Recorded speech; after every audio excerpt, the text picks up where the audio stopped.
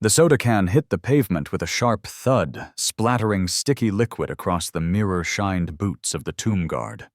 The hush that blanketed Arlington National Cemetery shattered gasps rippled through the crowd like a sudden gust of wind.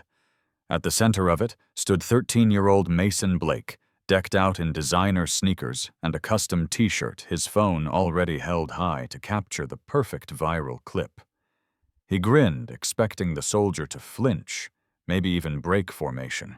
But the man standing sentinel, Marcus Hayes, a 28-year-old black tomb guard in crisp navy blues, didn't so much as blink. Behind the dark sunglasses, however, there was a fire Mason couldn't see. Marcus carried not just the weight of his uniform, but the memory of his older brother, who never made it home from Afghanistan. Every step he took along that marble plaza was a silent promise to honor the fallen. To Mason, though it was just another boring tourist stop, his parents insisted on something to post about before they flew off to their next luxury destination. He had no idea this wasn't just some guy in a costume, but a man standing on sacred ground stained with sacrifice. He had no idea that with one arrogant toss of a soda can, he was about to set in motion a chain of events that would rattle not only himself and his family, but also awaken a lesson about honor, respect, and the cost of freedom that he would never forget. The summer sun bore down on the marble plaza, its heat shimmering above the silent crowd gathered at the tomb of the unknown soldier. Families stood shoulder to shoulder with veterans, tourists, and school groups. The air was thick with that unique stillness that comes when everyone present understands they're witnessing something sacred. Marcus Hayes moved with the precision of a metronome, 21 measured steps, an about-face, and another 21 back. His navy blue uniform was immaculate, his gloves spotless, the brass buttons gleaming. Each click of his heels against the stone seemed to echo across the decades a steady rhythm of remembrance. To him, this wasn't a performance. It was a vow. He had fought in the desert, endured sleepless nights, and lost his brother to war. This post was an honor earned through grit, sacrifice, and unbreakable discipline. Among the onlookers, Mason. Blake rolled his eyes and muttered, "This is so lame. Why are we watching some guy walk back and forth? It's like 100 degrees out here." His father, Gregory Blake, a high-powered tech CEO, didn't bother looking up from his phone as he tapped out an email. His mother, Vanessa, adjusted her designer sunglasses and half-heartedly shushed him. Mason smirked, pulling out his phone to start recording. "Bet I can make him flinch," he said under his breath. Ignoring the stay-back signs posted around the rope barrier, Mason edged closer. His camera captured Marcus mid-step, the soldier's jaw set with quiet determination. Mason's gaze dropped to the half-empty soda can in his hand. A grin curled across his face. This is going to be epic. With a flick of his wrist, the can arced through the hot air and clattered onto the pavement, splashing sticky cola onto Marcus' boots. The crowd gasped a single sharp intake of breath that seemed to pull all the oxygen from the space. Marcus didn't break stride. His expression didn't change, though his jaw tightened almost imperceptibly. Years of battlefield discipline held him steady. Mason laughed louder now, spinning to catch the crowd's reaction. "Yo, he didn't even blink! This guy's like a robot." But instead of applause or laughter, he was met with glares. A woman pulled her children closer. A veteran in a faded Marine Corps cap shook his head and muttered, "No respect at all." Marcus kept marching, but deep inside something was shifting. This wasn't just about a spoiled kid acting out. This was about the sanctity of a place where countless names were lost to history, but never to honor. And in a few moments, the boy's arrogance would push the boundary even further, crossing a line that Marcus had sworn never to let anyone cross without consequence. Mason's boredom had now fermented into reckless mischief. The crowd's uneasy silence seemed to embolden him rather than restrain him. With his phone still recording, he leaned over the rope barrier, calling out, "Hey, soldier boy, you gonna clean that up or what? Bet you can't even talk." His words dripped with mockery, his tone sharp enough to cut the reverent air in two. His parents finally stirred. Gregory glanced up from his phone, brow furrowed. "Mason, get back here." He called, his voice carrying that half-hearted authority of a man more accustomed to closing deals than disciplining his child. "Relax, Dad," Mason shot back without turning. "They work for us, right? Paid to stand here all day." The statement hung heavy in the air, its arrogance almost tangible. A murmur rippled through the crowd, their disapproval no longer whispered. Marcus Hayes pivoted at the end of his 21st step, his mirrored sunglasses hiding eyes now locked on the boy. He had heard insults before on the streets of foreign cities in the heat of combat, but here on this sacred ground, the words cut differently. Still, protocol demanded silence. Then Mason crossed the line literally. In full view of a now outraged audience, he swung his leg over the rope and stepped onto the marble path reserved for the sentinel. Holding his phone high, he strutted toward Marcus like he was approaching a celebrity for a selfie. "Yo, me and the statue guy. This is gonna blow up online." That was it. Years of discipline screamed at Marcus to remain motionless, but something deeper, the memory of his brother, the weight of the oath he had sworn, rose to the surface. In one swift, decisive motion, Marcus stepped forward, snatched the phone from Mason's hand, and let it drop to the ground. The screen shattered on impact, the crack echoing like a rifle shot in the summer air. The crowd froze. A few gasps slipped out. Somewhere in the back, an elderly man in a Vietnam veteran cap let out a low whistle. Mason's jaw fell open, his face flushing with a mix of shock and indignation. "You broke my phone. That's a $2,000 phone. You're gonna pay for that." Marcus said nothing, returning to his post with the same measured steps as before, though the air around him now carried a palpable charge. The spectators buzzed, some quietly applauding his composure, others stunned at the boldness of his action. Pushing through the crowd came Inspector Carla Jennings, a no-nonsense security officer with 15 years at Arlington. "We've got a situation," she said into her radio, eyes scanning the scene. Minor crossed the restricted line and engaged the guard. Gregory stormed forward, face red. "This is outrageous. That soldier assaulted my son. He'll have my lawyer on this in an hour. Do you even know who I am?" Carla didn't flinch. "Sir, your son committed assault on a federal officer and trespassed on restricted ground. You're lucky the Sentinel didn't do more. Age doesn't excuse blatant disrespect in this place." Vanessa clutched her designer bag, her voice trembling. "He's just a boy. He didn't mean any harm." "No," Mom Carla replied evenly. "He's a boy who needs to learn that some places demand respect. And this is one of them." All around them, the crowd's eyes burned into Mason not with curiosity, but with disappointment. A woman in her 60s, her Marine Corps pin gleaming in the sun, spoke just loud enough for him to hear. "I buried friends here, kid. You should be ashamed." And for the first time, Mason's smirk faltered. The phone might have been broken, but what was about to shatter next was his belief that the world would always bend to his will. Security moved in quickly, the polished brass badges on their uniforms glinting in the sun as they formed a protective buffer around Marcus Hayes.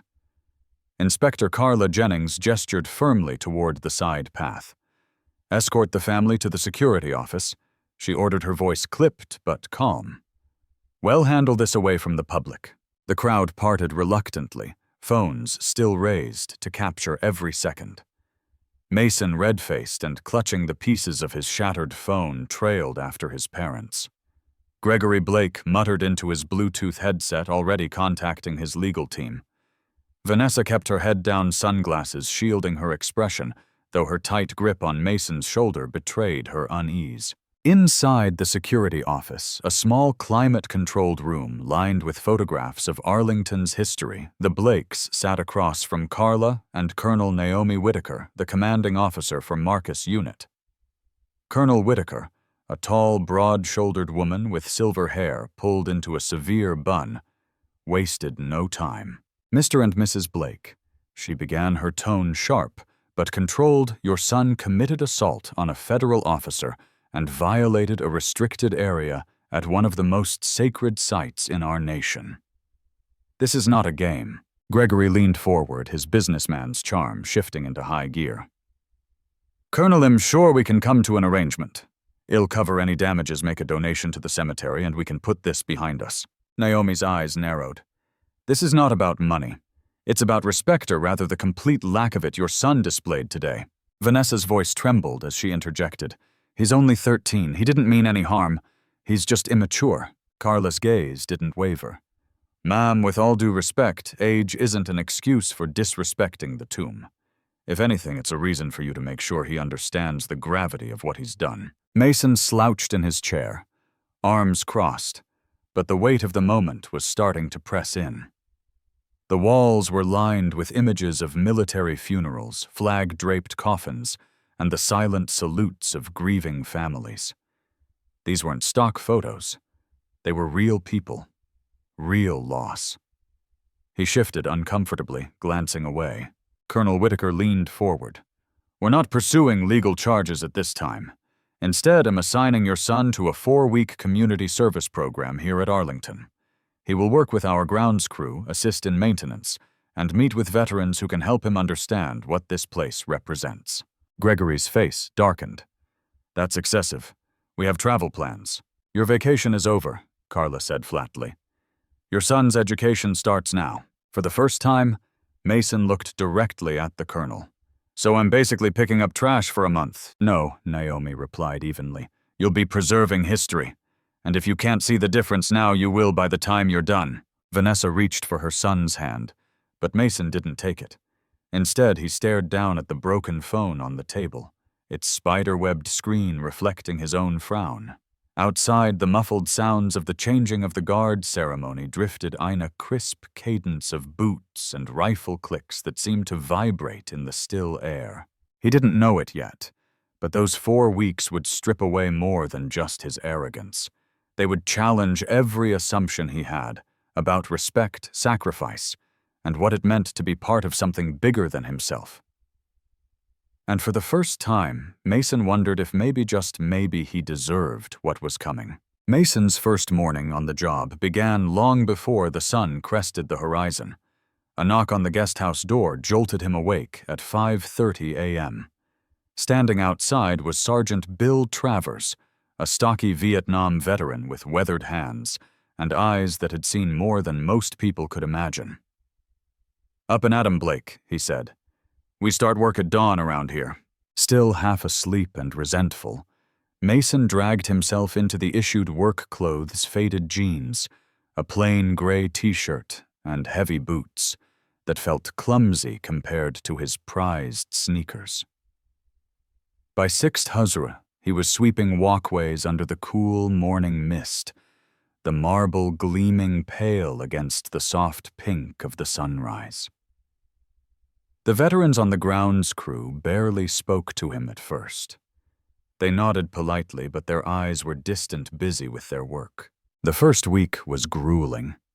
Mason shoveled dirt to fill sunken patches in the lawn, polished headstones, until his arms ached, and hauled away fallen branches after an overnight storm. Every day he tried to slip in complaints about the heat, the monotony, the early hours, but Sergeant Travers and the others never indulged him. The people buried here didn't get to sleep in Travers, said one morning without looking up from his rake. It wasn't until the second week that something began to shift. Emily Carter, the psychologist who had spoken to Mason in the security office, arranged for him to meet Clara Thompson, a 90-year-old former Army nurse who had served at Normandy. Clara's hands trembled slightly as she sipped her tea, but her voice carried a quiet strength. I held boys younger than you as they died, she told him. Her eyes fixed on the horizon as though she could still see the beach. They didn't know if we'd win the war, but they fought anyway. That's what this place is for, those who gave everything. Mason didn't have a sarcastic reply. He just sat there, the weight of her words settling in like a stone in his chest. By the third week, his work took on a different rhythm. He stopped checking the time every few minutes. He noticed the way the light shifted over the rows of white markers, and how the silence of the place wasn't empty, but full of stories of sacrifices he'd never considered before. Then came the Memorial Day wreath-laying ceremony. Standing in the crowd, Mason watched Marcus Hayes march with that same precise, deliberate pace he'd seen the day he threw the soda can. But now it looked different. The click of Marcus' heels was no longer just noise, it was a language one Mason could almost understand.